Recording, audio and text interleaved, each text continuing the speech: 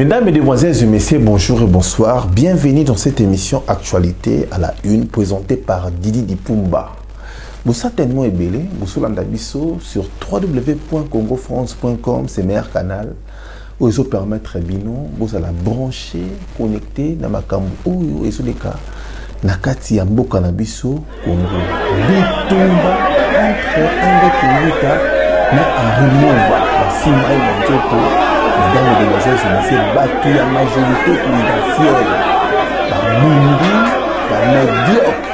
Pour recevoir au cours de cette émission Actualité à la Une. Tant que tu es Sarabino qui est médiocre. Baye pour na ba bebisa mboka na biso bayiba ba accompagner ba rwandais pour na ba continuer koyiba ba richesse ya mboka na biso Congo. Mesdames, Mesdemoiselles et Messieurs, tokosole yango e bandaki ndenge nini André Kibuta afinga Arimova oza zoba, voilà, et ça va mon oyo ba employé qui tokotikela bino image botala ndenge nini médiocre oyo bazo fingisa ba congolais isa passe pe mawa tokosola pe makambo ebele oyo ezoleka na kati ya mboka na biso Congo. La Senko balobi ba sepeli mingi nde Kabila kotia akobuge 3e mandat te. Mesdames, Mesdemoiselles et Messieurs, tokosola pe makambo tellement ebele oyo ezoleka na kati ya mboka na biso Congo. Comment on a Didi Dipumba. Merci Nabino surtout au besoin temps pour na kolanda biso. En tout cas, mboka na biso Congo lelo eza na soni mingi. Mboka na biso Congo lelo eza affiché na mboka moko reculé.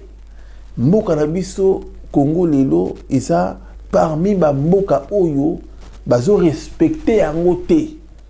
À cause ya nani, à cause ya Kabila, na système na mobimba. Mesdames, Mesdemoiselles et Messieurs, ata biso oyo toza à l'extérieur du pays, ba respecta kabiso te. Pourquoi ba respecta kabiso te? Parce que il y a des gens oyo baza à la tête du pays, oyo baza ko boma, oyo baza ko fingisa ba congolais.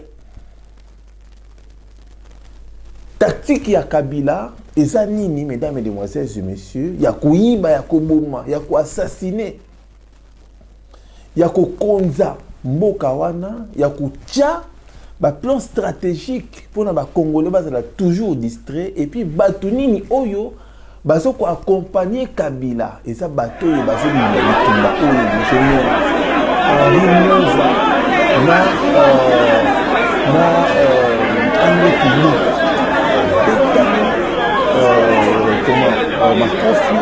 la majorité présidentielle de c'est vraiment la honte. Nous sommes là pour na Kiti, nous sommes là pour na Chadari Dauphin, Ambouye-moi, Mbutu, et continue na kati ya famille à majorité présidentielle ya Kabila ba médiocre. Mesdames, Mesdemoiselles et Messieurs, non tique la bino image oyo. Botala commence que ba soi-disant autorité, ba soi-disant bateau, ba ministre, ba vice-ministre, bateau bazo gérer mboka na biso na ki médiocrité, bazo fingisa ba congolais, ata congolais intellectuel, bateau oyo baza en place à la tête du pays, bazo fingisa ba congolais, c'est vraiment regrettable. Comment na bateau oyo bazo permettre ba rwandais ba s'installer na kati ya mboka na biso Congo. En tout cas, peuple congolais, il faut révolter yo. Botala ndenge bazo bunda a poto zonga poto développer encore makambo to komona na kati ya vidéo oyo botala merci.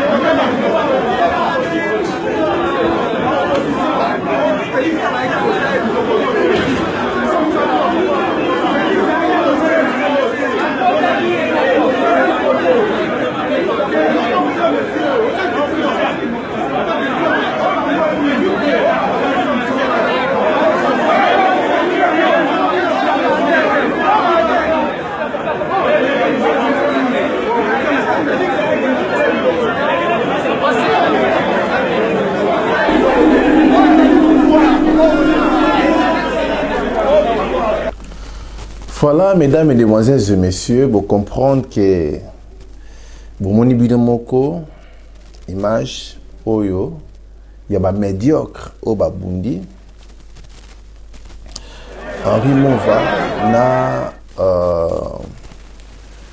na André Kimbuta yango ba fingani mabe ba bundi balobani mabe bato ya Kabila oyo lelo bazo diriger mboka na biso Congo, mesdames, mesdemoiselles et messieurs, bato ba BBC éducation ya mboka na biso, bato basali ke lelo ba Rwandais ba vanda na kati ya mboka na biso, bato basali ke Congo na biso lelo eza na état oyo ezali eza bato bomoni wana lelo dauphin soi-disant ya Kabila dauphin o bosomona wana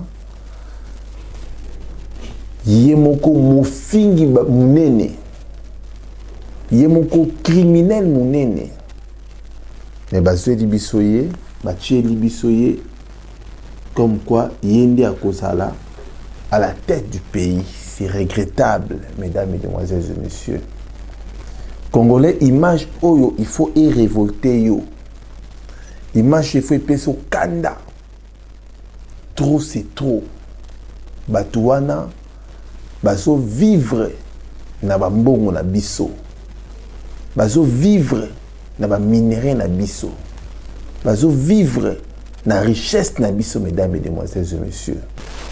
Tokoye kotika bango te ba umela wana. Tokoye kotika bango te ba continuer. Sinon te tokufa pauvre. Sinon te tokoma ba peuple moko nomade. C'est le moment ya kotelema. C'est le moment de dire non. C'est le moment ya koloba trop c'est trop, mesdames, mesdemoiselles et messieurs. Bato yo bosomona oyo ba bomisi bato. Ba bomisi bato maninga kosakana te bato bosomona oyo. Soki lelo bato bakufa eza pona bato wana. Soki lelo bato bakufa ebele na kati ya mboka na biso eza pona ba traîtres wana. Ce sont des traîtres. Ba bomisi bato ebele. Très chers amis de Congo France, mesdames, mesdemoiselles et messieurs, nous sommes obligés, il y a biso par Congolais, il y a qu'à prendre conscience. Donc, on dit que la bateau, jusqu'à quand va diriger biso? Jusqu'à quand va diriger ma Congolais? Jusqu'à quand, mesdames, mesdemoiselles et messieurs, va détruire l'éducation, va teki kamuna sapo, va bomi bato kamuna sabakasaye. Ba bomi ba iturien ba bomi ba to Nord Kivu eza bato wana bosomona oyo, mesdames, mesdemoiselles et messieurs. Lelo soki Shadar wana comme sous président na Congo eza pour na Congolais à souffrir encore pour na 50 ans de plus. Peuple congolais, image où est ce qui saoté mais image où est fait révolter yo. Et faire révolter yo parce que ceux qui te tiki boye tozaba yuma, ceux qui te tiki boye to rebelo ko to sa elo moroté to zo l'exatant pour rien. C'est le moment ya telema yo pour dire non, ya ko barrer bango route. Ceux qui biso to barrer bango route te bango de ba ko barrer biso route et puis vie na biso est en danger. Merci beaucoup très chers amis de Congo France, mesdames, mesdemoiselles et messieurs. La Senko va sepeli mingi pour na Kabila à briguer 3e mandat. Oui, quelque part, il y a victoire. Parce que, tant que ça a une mission, tout ça, que Kabila a mécaté, a postulé, il y a victoire. Kabila a respecté la Constitution. Oui, il y a victoire. Mais on ne chante pas la victoire avant la guerre. On ne chante pas la victoire avant la guerre. Guerre n'a necessité. Guerre n'a necessité. Tant que Kabila Zawana, guerre izakaka. Tant que Kabila Zo vive na mboka wana, guerre izakaka. Pour Nangaï, c'est encore le début. c'est un de plus. C'est encore les débits. Kabila joué juste qu'à G. À ça, le coup, on s'est présenté. Mais ce qui se cache derrière, ils ont pour la Kabila. Azonga lisusu. Alors, retour wana. Et comme ça là, grave pour s'éterniser au pouvoir. Oui, la Senko a marché qui a Bengisaki Batulibanda. Oui, l'église catholique est télémaki. C'est bien pour dire non à Kabila. Félicitations, l'église catholique. Félicitations à les combattants, tout. Félicitations surtout aux télémi, Lilo. Mais Oyo, ils sont encore que bandeli. Il faut te comment na Kabila. Tina Souka. Alors, pouvoir wana. En plus, ba médiocre au bozomona Oyo. Bango tout balongwa. Tout changer. Ba jeune mususu baya. Oyo baza vraiment un esprit. Va faire développer beaucoup na biso Congo. Merci beaucoup de Bolandingai. C'était Didier Dipumba.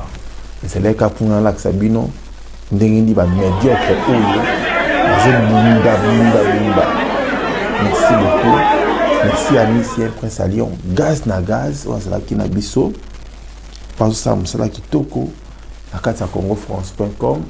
Merci beaucoup na Moïse les Sauveurs au Palandi Bisso, Azak na signé la caméra, na Pessimbote, na M. Gary Mouika depuis Paris, na Pessimbote, na Richard Ntsaka depuis Richard Ntsalawa, voilà, depuis Lyon, la Pessimbote, na Rodrigue ingénieur, merci beaucoup na Rodrigue, na Pessimbote, na Batun surtout. Oyo bazui tant na bango ya kolanda émission oyo peuple congolais tozala ya kotelema to revete to bengana bato oyo nyonso to bozomona oyo ba médiocre oyo ba fingisi ba peuple congolais ba yokisi l'homme congolais soni baza wana pona intérêt na bango baza wana pona ba yiba kabongo ya l'état. Très cher ami de Congo France botandenge bazo bunda Sony, votre majorité à Kabila, médiocre. Merci beaucoup, mesdames, mesdemoiselles et messieurs. Au revoir.